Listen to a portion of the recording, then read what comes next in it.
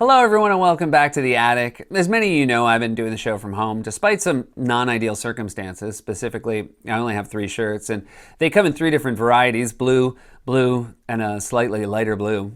And yeah, I'm aware that this makes me, as the kids say, basic. But in fairness, I've been slightly distracted from wardrobe questions by the fact that there are wasps, actual wasps, buzzing around my head. And if you don't believe me, here's one zipping by during Tuesday's monologue. But don't worry, that's not just any wasp, that's Nick, our Segway riding wasp. And speaking of Segways, the White House is calling their response to the coronavirus pandemic a success story, even as the country passes grim new milestones. You've done it again, Nick. For more on this, it's time for a closer look. We've now surpassed 1 million coronavirus cases and 60,000 deaths in the span of about 2 months. Now, regardless of where you stand politically, that's a staggering, heartbreaking number. Or as Donald Trump put it at the end of his press conference on Monday, job well done. Let's do one more, please, in the back. If an American president loses more Americans over the course of 6 weeks than died in the entirety of the Vietnam War, does he deserve to be reelected? So, yeah, we've lost a lot of people, but if you look at what original projections were, 2.2 million, we're probably heading to 60,000, 70,000. It's far too many. One person is too many for this. And I think we've made a lot of really good decisions. I think that Mike Pence and the task force have done a fantastic job. I think that everybody working on the ventilators, you see what we've done there, have done unbelievable. The press doesn't talk about ventilators anymore. They just don't want to talk about them, and that's okay. But the reason they don't want to talk, that was a subject that nobody would get off of. They don't want to talk about them. So, no, I think we've done a great job. Oh boy, he should not have taken one more question because that was a brutal way to end a press conference. You know, when they heard that question in the Fox News control room, they basically said, quick, cut to an Acorn stairlift commercial. What do you mean you don't have one? No, well, we should always have it ready. Well, for reasons like this. Trump must have been kicking himself for taking one more. That was like that moment you start talking smack during a game of Jenga. Yeah, I'll grab another block with one eye shut. Oh. And you know, as soon as he heard the word Vietnam, he probably thought to himself, Vietnam, am I going to have to dodge you again? He's so bummed you can't use make-believe bone spurs to get out of Vietnam questions. I'd love to give you an answer, but unfortunately I feel what I fear is a spur in my bone.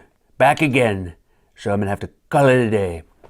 And of course, the press doesn't want to talk about ventilators. Nobody wants to talk about a critical shortage of life-saving medical equipment. The reason it was such a hot topic for a while was because everyone was afraid we were going to run out. Thanks to Americans staying home to flatten the curve and states sharing equipment with each other, we avoided the worst-case scenarios. No thanks to you. You're like the mayor showing up at the end of Jaws saying, oh, so I guess the press don't want to talk about sharks anymore? Okay, well, I would love to know, because I'm the mayor and I'm still a big shot in this town. If we're not talking about sharks, let me know. In fact, here's how unhelpful the president was when it came to procuring much-needed ventilators for states. BuzzFeed News reported Wednesday night that a random dude tweeted at Trump that he could make ventilators, and then the White House helped that guy get a lucrative contract to make ventilators, which he never produced. On March 27th, Trump posted on Twitter to urge Ford and General Motors to start making ventilators now. One of the thousands of replies that the tweet attracted struck an equally urgent tone. We can supply ICU ventilators, invasive and non-invasive. Have someone call me urgent.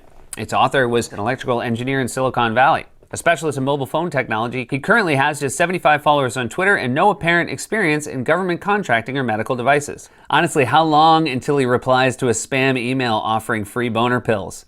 I mean, I guess we'll know exactly how long the day he turns to Dr. Birx in the middle of a press conference and says, there's also a chance that, correct me if I'm wrong, Dr. Birx, that boner pills might possibly be an effective treatment for the virus. So if someone had a surplus of boner pills, that person could possibly be a hero. Dr. Birx, I see you've wrapped your head in scarves again. I can't hear you. It's muffles. When you talk through the scarves, it just comes through as muffles. I mean, right off the bat, there's so many red flags here. First of all, there are major companies that make ventilators. So if a guy with 75 followers is tweeting at you, he's probably not, a power player. CEO of General Electric doesn't spend all day replying to individual people on Twitter. I can get you a microwave. Have someone call me urgent. Second, making mobile phones has nothing to do with making ventilators. Ventilators help you breathe, while phones, at least in the meantime, help you hyperventilate. Oh, I just got an alert. President says ingesting bleach cures male pattern baldness. Oh my God. Oh, I'm gonna hyperventilate again. And yet, incredibly, Trump actually took this guy seriously. 3 days later, New York State paid Orrin Pine 69, wait for it, $1 million. The payment was for 1,450 ventilators, at least triple the standard retail price of high-end models. Not a single ventilator ever arrived. State officials said New York entered into the contract at the direct recommendation of the White House Coronavirus Task Force. This is insane. I mean, we're talking about a guy who's the most powerful person on earth. There's literally a law that allows him to compel companies to make ventilators, and he's combing through his Twitter replies like he's putting a band together. Oh, okay, this guy's got his own amp. Well, that could really come in handy if we had somebody who had their own amp. Trump had the chance to act early to prevent both a public health crisis and an economic one, and instead he chose to ignore and downplay the threat. Or as he put it yesterday at the White House, This plague should never have happened. It could have been stopped, but people chose not to stop it. oh, people chose not to stop it? Why so coy? Pray tell, Donald. Who are these people you speak of? This plague never should have happened, but someone really dropped the ball. I'm not going to name names, Mike Pence. Hey, maybe he was talking about his spectral son-in-law, Jared Kushner. Kushner has supposedly played a central role in the administration's coronavirus response, and on Wednesday, he said this to Fox and Friends. We're on the other side of the medical aspect of this, and I think that we've achieved all the different milestones that are needed. So the government, federal government, rose to the challenge, and this is a great success story. This is a success story. You're not even a success story. You're only in the White House because Ivanka lost Tom Brady's phone number in one of her sweatshop handbags. You shouldn't be anywhere near the White House. You should be confessing to Christopher Maloney at the end of an episode of Law & Order. Seriously, we have 1 million cases, 60,000 deaths, and 30 million out of work. If this is a success, what would failure have looked like? The Statue of Liberty getting laid off and developing a weed habit in quarantine? Kushner also defended the administration's push to prematurely reopen the economy before there are plans to effectively contain the spread of the virus. The goal here is to get people back to work. The eternal lockdown crowd can make jokes on late night television, but the reality is that the data's on our side. Oh my God. First of all, thank you for watching. Sorry about that Tom Brady joke, so stupid. But also, I'm kind of terrified that you're watching. Now I'm going to have nightmares about that tiny door back there creaking open and seeing Jared Kushner's face in the shadows. Second, no one wants eternal lockdowns. If I see another one of my friends holding up a janky loaf of homemade bread on Instagram, I'm going to run outside and lick a banister. We want to plan for reopening things safely. You think I don't want things to open up? I used to do a show with multiple shirts and 0 wasps. I worked in a building that had 50 lunch options. Now the only thing on the menu is whatever the boys don't finish, which isn't much, mind you, because the 2-year-old eats like a horse and he has the dumps to prove it. I just changed his diaper. You know when I'll have to change the next one? Based on recent patterns, any minute now. You know what this is, bro? You know what this is right here? It's a space heater. And I have it because I'm cold all the time. I always feel like you just looked at me. I mean, I used to have an audience of human beings who laughed at jokes. Now the only thing watching me are the dead black eyes of a stuffed elephant rocker. So yeah, I want to go back to normal too. Now, not only is the administration's response not a success story, in reality, we're learning that the death toll is almost certainly an undercount, according to an analysis of CDC data by the New York Times this week. And if you're looking for a metric to compare our so-called success story to actual success stories in other countries, there's this. We recorded our first case of coronavirus on the same day that South Korea recorded theirs. And this week, while we were passing 1 million cases, South Korea was reporting that they had reported no new domestic cases of COVID-19 for the first time since February. That's right, in South Korea, they're down to 0 new domestic cases, while over here the president is suggesting we should gnaw on the Tide to Go pens like they're breadsticks. And not only is our caseload much higher, but the federal government has also failed to provide any leadership at all in responding to that caseload. In fact, Trump has failed so spectacularly to provide any coherent federal coordination that states have essentially divvied themselves up into regional partnerships to work together, basically forming mini federal governments. There's a Western States Pact that includes California and Oregon, a Midwest partnership between Illinois, Michigan, and 5 other states, and a regional advisory council of 7 states, including New York and New Jersey. First of all, I just want to say I'm genuinely happy to see New York and New Jersey working together after their years-long feud over who actually owns the Jets. Oh, it's you. No, you take them. We're good. No, I think it's definitely you. Second look at this. I knew Republicans love the Confederacy, but I don't think they literally wanted to break up the Union.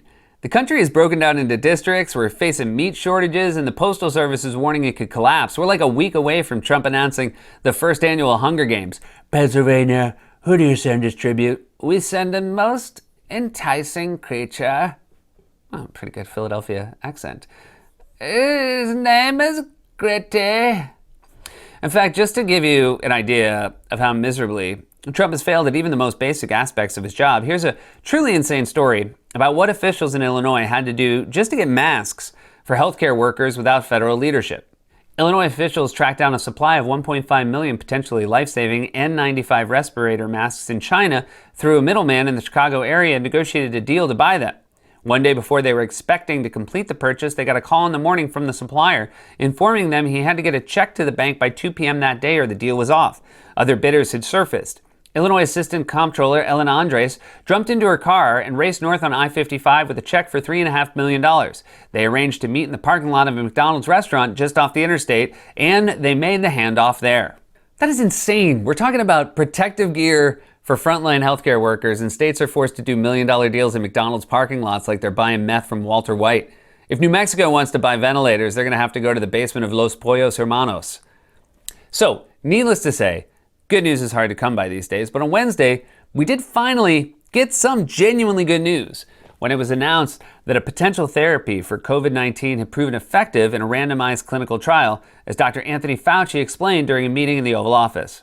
Right now, I can bring you one of the best headlines since coronavirus took hold of the United States. Here it is, the potential for a true treatment. Now, there are no approved medications for coronavirus, but just a short time ago, the nation's leading infectious disease experts said that the result of this randomized controlled study for this drug called remdesivir is, according to Dr. Fauci, quite good news. Why, you ask? Because it showed remdesivir appeared to be effective and helped people recover more quickly once they were sick. The data shows that remdesivir has a clear-cut, significant positive effect in diminishing the time to recovery. This is really quite important for a number of reasons, and I'll give you the data. It's highly significant. It is a very important proof of concept because what it is proven is that a drug can block this virus. You know, when Trump heard that, he so badly wanted to pipe up and say, all right, that's great news, but should we maybe pair that with lights? Just next time we do a study, give them that. You know, remdesivir and then maybe, a lava lamp or something might double the effectiveness. And then we'd both be right.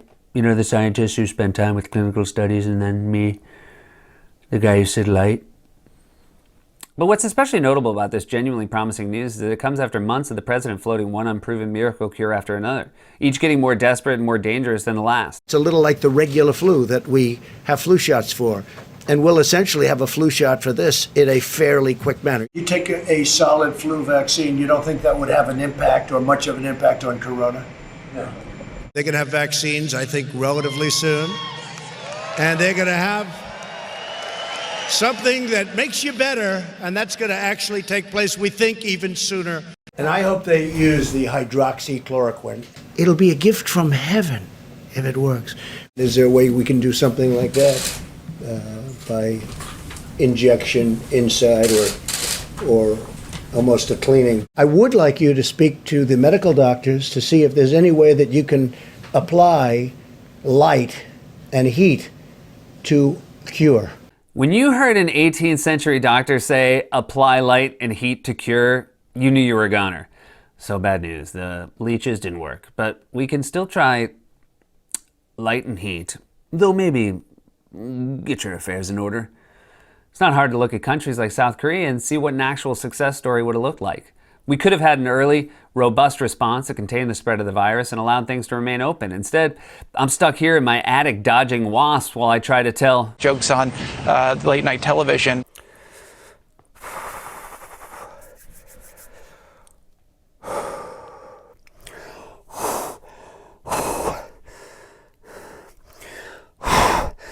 This has been a closer look.